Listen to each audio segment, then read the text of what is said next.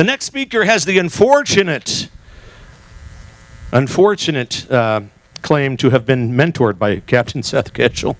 I want to introduce to you an American Patriot veteran, Captain James Tesauro, Seth's friend, former armor captain of 10 years in the aviation branch, UH-60 Black Hawk helicopter pilot. Ladies and gentlemen, stand and greet Captain James Tesauro. Thank you for your service, Captain. Come on up.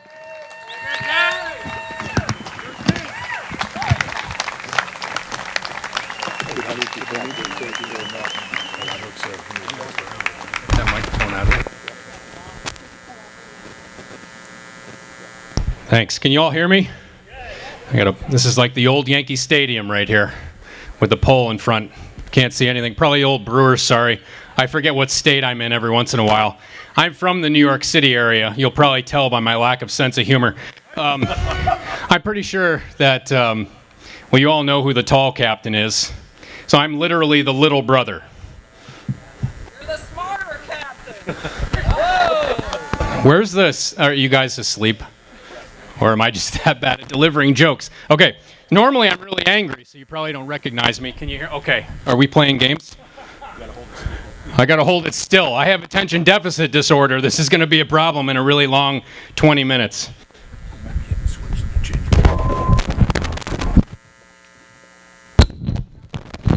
How do you know a pilot when you see one?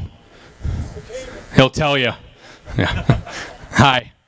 He breaks things too. We broke a lot of stuff. So anyway, I just want to say thank you to the City of Presidents, it's Cuba City, and the council and all the folks that, worked so generously and so nicely with the people who put this event together. And I just want to say thank you for the endorsement from the city, the papers that work here, all of the groups that work with this. They didn't endorse anything, did they?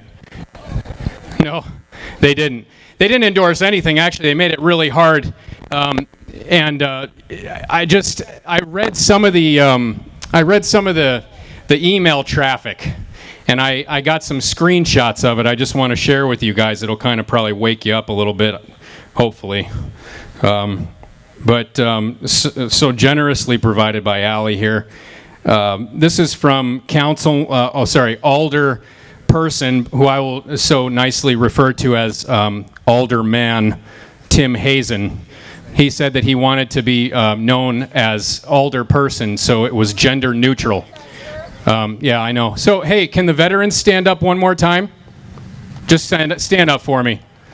I just want to say thank you to all the veterans for allowing these wonderful protesters to exercise their First Amendment rights.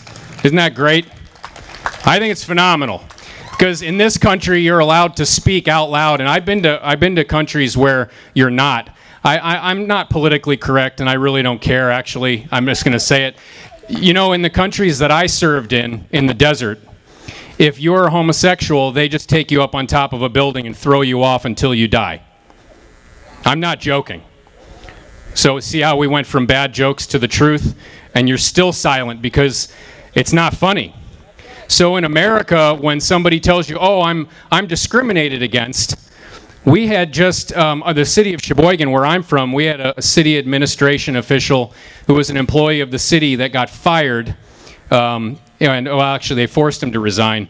But when he went to the HR director, who is now no longer the HR director, because he apparently, in his resignation letter, story within a story, said, I'm no longer able to do my job effectively because of a small group of very vocal citizens who are not allowing me to be effective. He was talking about me and a couple other people. So I consider that a victory, number one. So we need to be able to be bold enough to speak the truth without caring about what other people think. So when we show up to a little town like Cuba City that says the City of Presidents, unless that president's last name is Trump, we're not going to acknowledge his existence. Or if we try to acknowledge his existence, we're just going to smash it into the ground until you feel so embarrassed, so afraid, so dejected that you just give up, because they think you're going to do that. But if you were going to do that, you wouldn't be sitting here. Right? So you're all going to go out back to your homes in your regular lives tomorrow, and you're going to get used to regular life again. And thank you. That's what I'm looking for. I'm serious. Because this isn't a race. It's not a sprint. It's a marathon. We're in a fight to the finish for this. I know, fight is an offensive word too. I'm a 10-and-a-half-year Army veteran. I flew Blackhawks, was in medevac, VIP, air assault, you name it, okay? I have lost friends in said countries that are rolling over in their grave seeing... I was just watching Band of Brothers, reruns, Band of Brothers on Netflix a couple nights ago with my dad. And he looked at me and goes, these guys would be rolling over in their graves right now. Where's that generation? Where's that fight in this generation? Where is it? Is it here? I think it's here.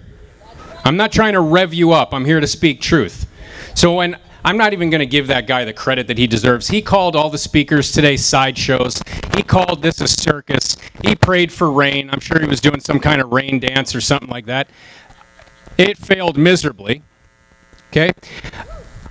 I have a 3-and-a-half-year-old, almost 4-year-old daughter. I'm just going to put this in. Can you all hear me? Yes! Man voice time. Is that better? Yes. Good Lord. Maybe it is a spiritual thing. It's a cable thing. Yeah. The devil's mainstream media. Yeah, that's right. This isn't fake media. That's not fake media. If you're not subscribed to this guy's channel, you need to be. Okay? That's not a shameless plug. I'm being honest. If you're not subscribed to any of the channels for any of the speakers, forget about me. Any of the speakers today, Seth, Dr. Frank, I mean, even follow Orlando Owens. Okay? The man's a pastor, for crying out loud. These are people that have real lives, that have donated their time and effort, money, families. You talk about founders. Look at the flag right here. You know, all those guys, they had families that they gave up. They had wealth that they gave up. They had lives in some circumstances that they gave up. For what? For a chance at being free. It wasn't a given. They were fighting the most powerful military on the planet. And we can't handle people calling us names, trying to cancel us. Martyr me. I'm the vice chair. Oh, I'm not allowed to say. I'm going to say it anyway. I was told that it's an embarrassment to the Sheboygan County GOP for their vice chair, who was elected duly back in February, to say that in a speech at a Patriot event. So here's what I'm going to say. As a vice chair of a county Republican Party, I'm going to tell you that I don't give a damn about what a party line looks like.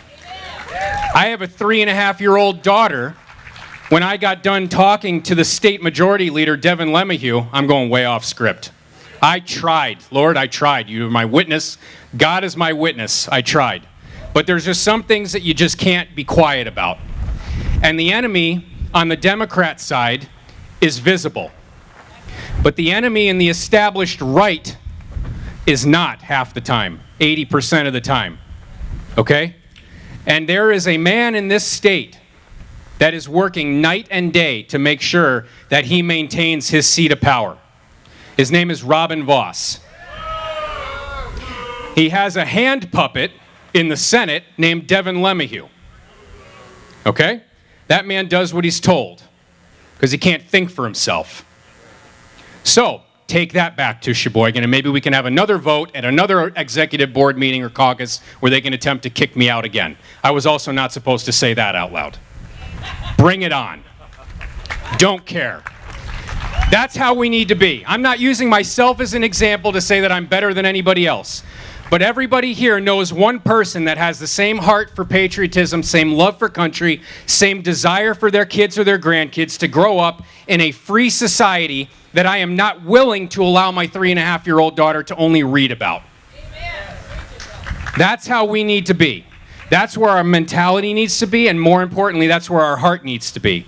We need to be willing to stand up in the face of bullets. You want to know how you don't die in combat? You run towards the fight. You don't cower in a foxhole. You don't hide behind something. You don't run away from protesters. You don't run away from indictments. You want to know where I get my motivation from, first off? When I'm reading the Word, number one. But number two, I get my motivation from a man named Donald Trump. Because when I feel like, oh man, this really sucks, this is tough, I'm looking at my small, insignificant part to this puzzle. And then I look at a man like that, and he knows that he's called.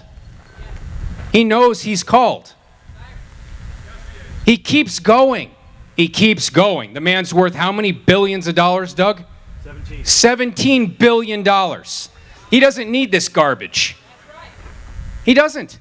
He was in Iowa a few days ago. He took questions. First off, it's nice to have a president that can make a coherent sentence as an answer to a question.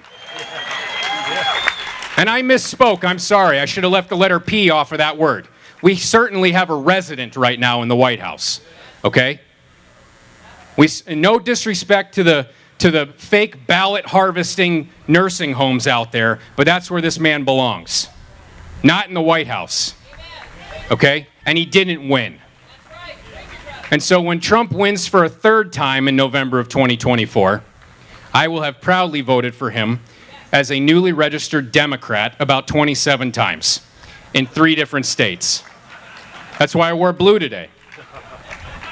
I'm not running for an office anymore, or I ran for mayor in Sheboygan a couple years ago. So I'm a failed candidate too. So Trump and I have that in common as well. So he's not a failed candidate. It was another bad joke. Like, you know, all this silence makes me want to go out and look for that missing F-35. There you go. So how do you lose an airplane?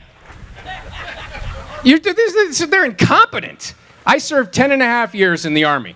There is not a person I would talk to right now that I would encourage to serve in the military at this point in time. Not a single person. Not one. And I know that that sounds bad. But it's the truth. It is absolutely the truth. I can't keep my mouth shut. I've been told that by a lot of people.